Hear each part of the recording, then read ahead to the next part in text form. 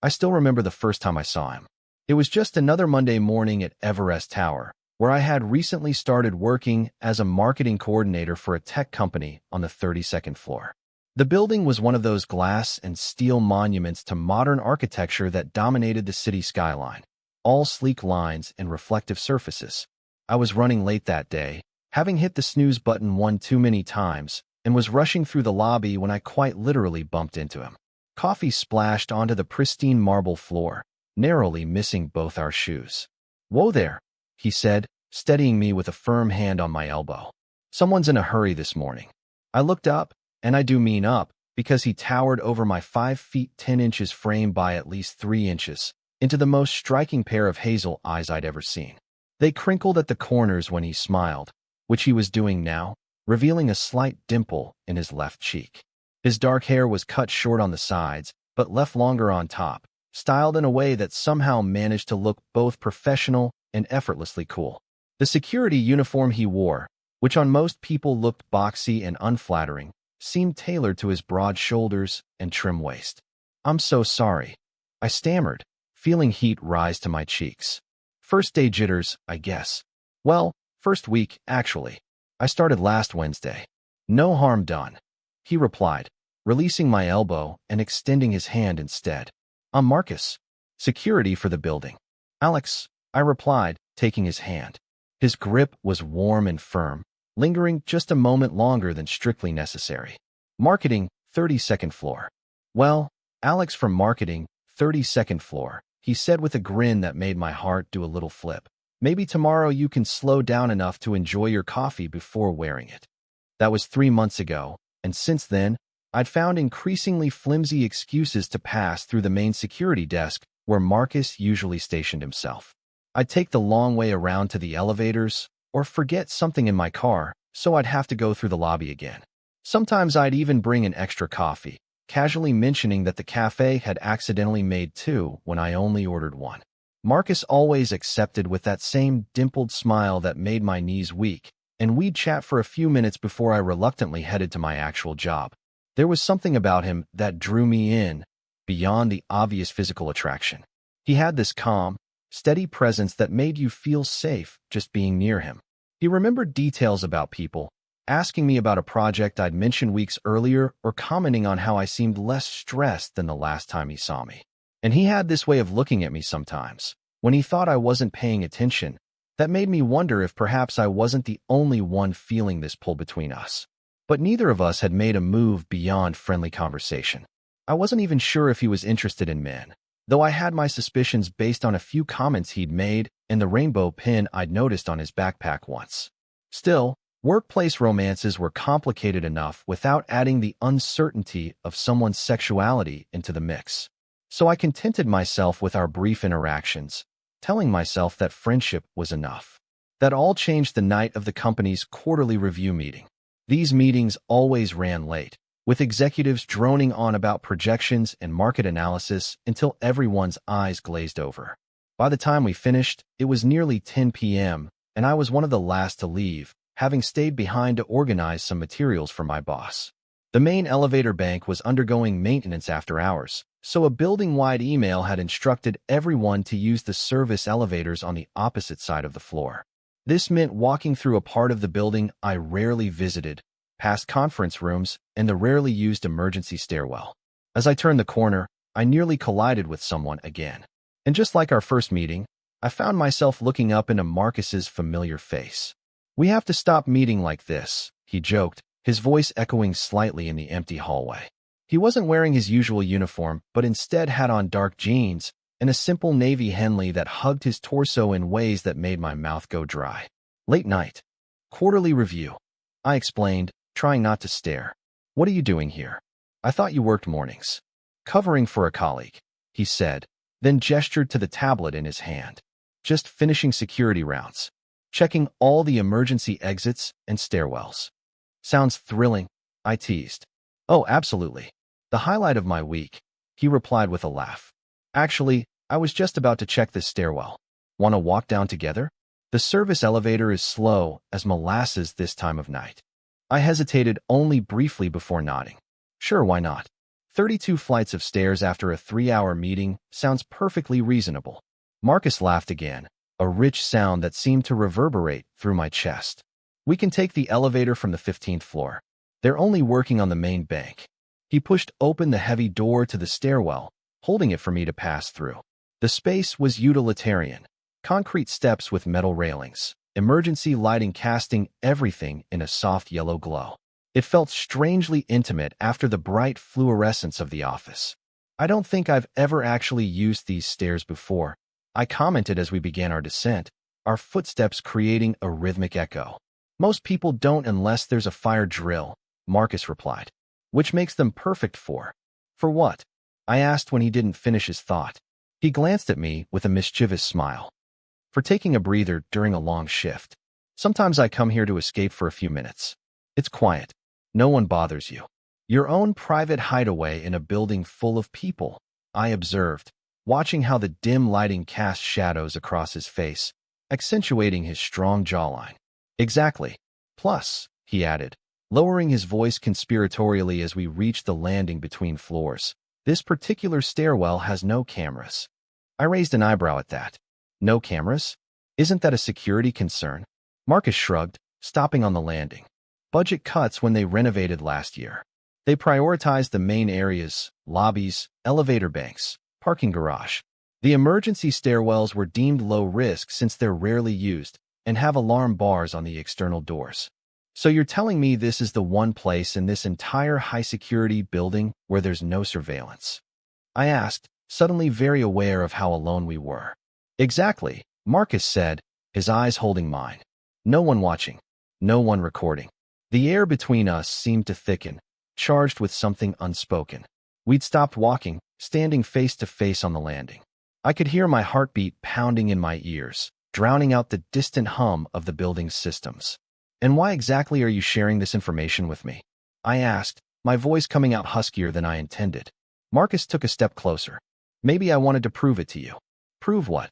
That there are no cameras, he said softly, now close enough that I could feel the warmth radiating from his body. That no one would see if something were to happen here. My breath caught in my throat. Something like what? Instead of answering, Marcus closed the remaining distance between us. His hand came up to cup my cheek, his thumb gently tracing my lower lip. His eyes asked a question, and my slight nod gave him the answer he was looking for. When his lips met mine, it was soft at first, tentative, questioning. But when I responded, leaning into him and bringing my hands up to his chest, the kiss deepened. His arms encircled my waist, pulling me closer as my hands slid up to his shoulders, feeling the solid strength beneath his shirt. His lips were warm and surprisingly soft, moving against mine with increasing urgency. I could taste the mint of his gum and smell the faint woody scent of his cologne. Time seemed to suspend in that stairwell, the world narrowing to just the two of us, the points where our bodies connected, the shared breath between us. When we finally pulled apart, both slightly breathless, I couldn't help the smile that spread across my face. Well, I said, trying to sound casual despite my racing heart, that was quite the proof of concept. Marcus laughed, his arms still loosely around my waist. I've been wanting to do that for about 3 months now. Since the coffee incident? Since the coffee incident, he confirmed with a nod. Though I wasn't sure if you were interested or just being friendly. Oh, I was interested, I assured him. Very interested. Still am, actually. Good to know, he murmured, leaning in to press another quick kiss to my lips. Because I'd really like to take you to dinner sometime. When we're not in a stairwell. I'd like that, I replied, reluctantly stepping back as we resumed our descent. Though I have to say, this stairwell has a certain charm now. The next day at work, I couldn't focus on anything. My mind kept replaying that kiss, the feel of Marcus's arms around me, the way he'd looked at me afterward with those intense hazel eyes. We'd exchanged numbers before parting ways in the lobby, and he'd texted me later that night to make sure I got home safely. It was a small gesture, but it spoke volumes about the kind of person he was. We made plans for dinner that Friday, and the anticipation made the week crawl by at an excruciating pace. When Friday finally arrived, I spent an embarrassing amount of time deciding what to wear before settling on dark jeans, a forest green button-down that I'd been told brought out my eyes, and my favorite leather jacket. Marcus had suggested a small Italian restaurant a few blocks from my apartment. Intimate without being overly romantic, casual enough that we'd both be comfortable. When I arrived, he was already waiting outside, looking even more handsome out of uniform in charcoal slacks and a light blue shirt that stretched pleasingly across his shoulders. "You look great," he said by way of greeting, his eyes appreciatively taking me in. "So do you," I replied, feeling suddenly shy despite the fact that we'd already kissed. This felt different somehow, more real, more intentional. Dinner was better than I could have hoped. Conversation flowed easily between us, moving from work anecdotes to childhood stories to our shared love of obscure sci-fi shows. I learned that Marcus had been in the military before becoming a security guard, that he had 2 younger sisters he adored, and that he'd known he was gay since high school, but hadn't come out until after leaving the service. "What about you?" he asked as we shared a tiramisu. "When did you know?" "College," I admitted. I'd dated girls in high school, but it never felt quite right. Then my roommate's brother visited during sophomore year, and suddenly everything clicked into place. Marcus nodded in understanding. "And your family?" "They were surprisingly cool about it. My mom said she'd suspected for years. My dad took a little longer to adjust, but he came around. Now he's always asking when I'm going to find a nice man to settle down with." I felt my cheeks heat slightly at the implication and quickly added, "What about yours?" My sisters were immediately supportive. "My parents." He paused, twirling his fork thoughtfully. "They're coming around. It's a process. They're very traditional, very religious. But they love me, and they're trying. That's all I can ask for." The vulnerability in his voice made something in my chest tighten. I reached across the table to squeeze his hand, and he turned his palm up to interlace our fingers. After dinner, neither of us seemed ready for the night to end. We walked through the neighborhood, shoulders brushing, talking about everything and nothing. When we reached my apartment building, I hesitated. "Would you like to come up for coffee?" I offered, then quickly added, "Just coffee, I mean. No pressure." Marcus smiled, that dimple appearing in his cheek. "I'd like that." Coffee turned into watching a movie, which turned into Marcus's arm around my shoulders and my head resting against his chest. When he finally left around 2 a.m., it was with another kiss at my door that left me dizzy and wanting more. Over the next few weeks, we fell into a rhythm.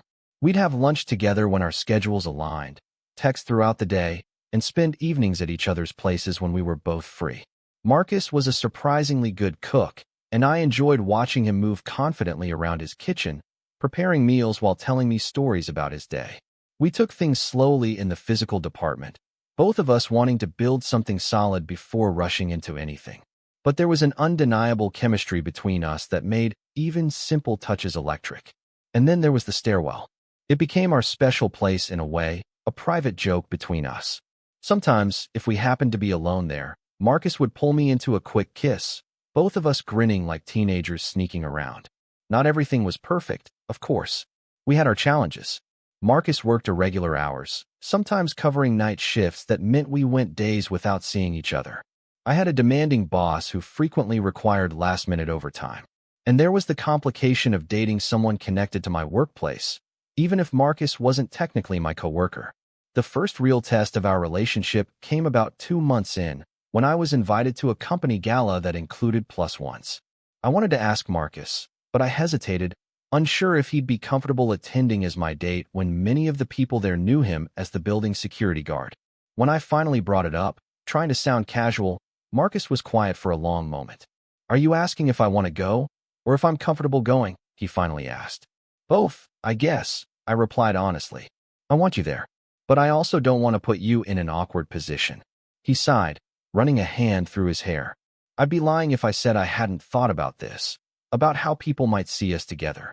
There's a certain dynamic, you know?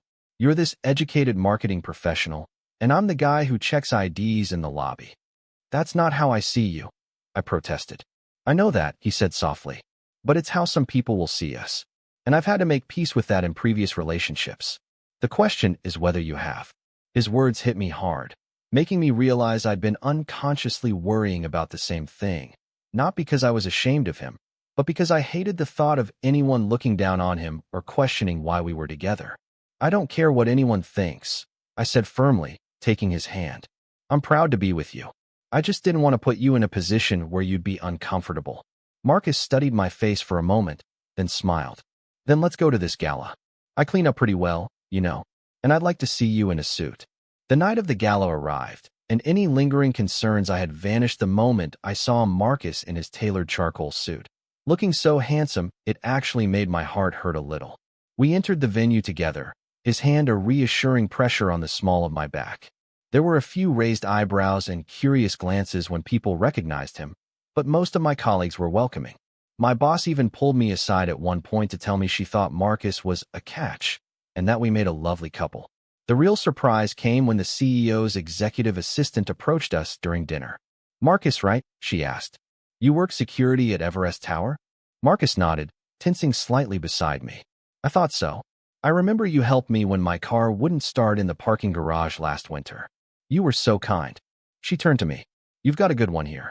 He waited with me for over an hour until roadside assistance came, in freezing temperatures. As she walked away, I turned to Marcus with a raised eyebrow. You never told me about that.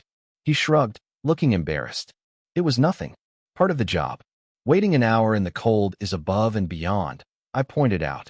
You're kind of amazing, you know that? His cheeks flushed slightly, and he changed the subject, but I filed away this new information. Another piece of the puzzle that was Marcus, another reason to admire him. Later that night, as we swayed together on the dance floor, his arms around my waist and my head resting on his shoulder, I felt a profound sense of rightness. The worries about what others might think seemed trivial compared to the feeling of being held by someone who saw me, really saw me, and chose to be with me anyway. Thank you for coming tonight, I murmured against his neck.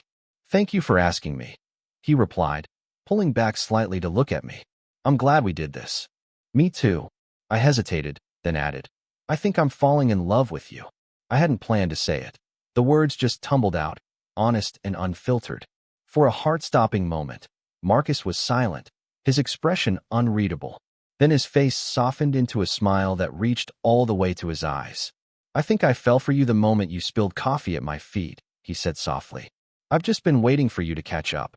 He kissed me then, right there on the dance floor, not caring who saw. And I kissed him back, feeling like my heart might burst with happiness. In the months that followed, our relationship deepened in ways I hadn't thought possible. We learned each other's rhythms, the small habits and quirks that make a person who they are. I discovered that Marcus always slept on the left side of the bed, that he couldn't function without coffee in the morning, that he had a scar on his knee from falling out of a tree when he was 10. He learned that I sang in the shower, badly, that I was irrationally afraid of moths, that I called my grandmother every Sunday without fail. We had our disagreements, of course.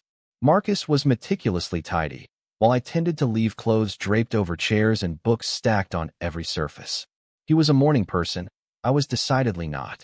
He thought through decisions carefully, while I sometimes acted on impulse. But we learned to navigate these differences with humor and compromise. 6 months after that first kiss in the stairwell, Marcus was practically living at my apartment. We'd never officially discussed it. He just started leaving more and more things there until one day I cleared out half my closet and drawers without saying a word. He noticed immediately, he noticed everything, and simply kissed me in thanks. On the anniversary of our first date, Marcus suggested we have dinner at the same Italian restaurant. I agreed readily, not suspecting anything beyond a nostalgic celebration. The meal was wonderful, the conversation easy and warm as it always was between us. As we finished our dessert, tiramisu, just like that first night, Marcus reached across the table to take my hand. Do you know what I thought the first time I saw you? He asked. I shook my head, smiling at the memory. Probably, who is this clumsy guy making a mess in my lobby? Marcus laughed. Actually, I thought, who is this gorgeous man, and how can I make him notice me? Well, your strategy of catching me and my coffee worked pretty well, I teased. It did, he agreed, his thumb tracing circles on my palm. But do you know what I think now, a year later? What's that?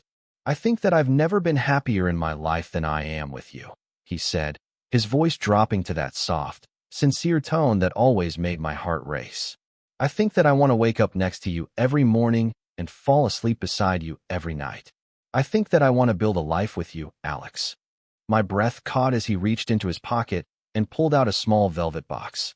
Around us, the restaurant seemed to fade away until there was only Marcus, his hazel eyes fixed on mine with such love and certainty that I felt tears prick at the corners of my eyes. "I'm not asking you to marry me. Not yet," he clarified, opening the box to reveal a simple silver band. "But I am asking you to promise me that we'll keep building this thing between us, that we'll face whatever comes next together." "A promise ring?" I asked, my voice thick with emotion. "Call it what you want," he said with a slight shrug. "I just want something that says you're mine and I'm yours, and we're in this for the long haul." I looked at the man across from me. This kind, steady, wonderful man who had walked into my life because of a spilled coffee and a stairwell with no cameras, and I knew with absolute certainty what my answer was. "Yes," I said simply. "Yes to all of it. To building a life together. To facing whatever comes next. To being yours."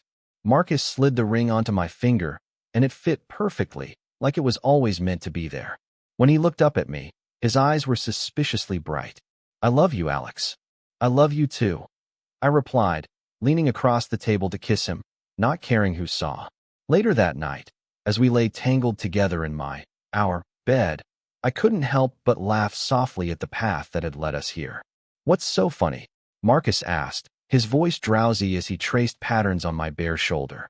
"I was just thinking," I replied, lifting my hand to admire the silver band catching the moonlight from the window, "that I should send a thank you note to whoever decided not to put cameras in that stairwell." Marcus chuckled, pulling me closer. "Best budget cut ever." I nestled into his embrace, feeling the steady beat of his heart against my cheek. From a chance meeting in a lobby to a kiss in a camera-free stairwell to this moment of quiet perfection, our story wasn't what I'd expected, but it was ours, and it was beautiful. And as I drifted off to sleep in the arms of the man I loved, I couldn't help but think that sometimes the best things in life happen when no one's watching. Total _char_count, 17,685.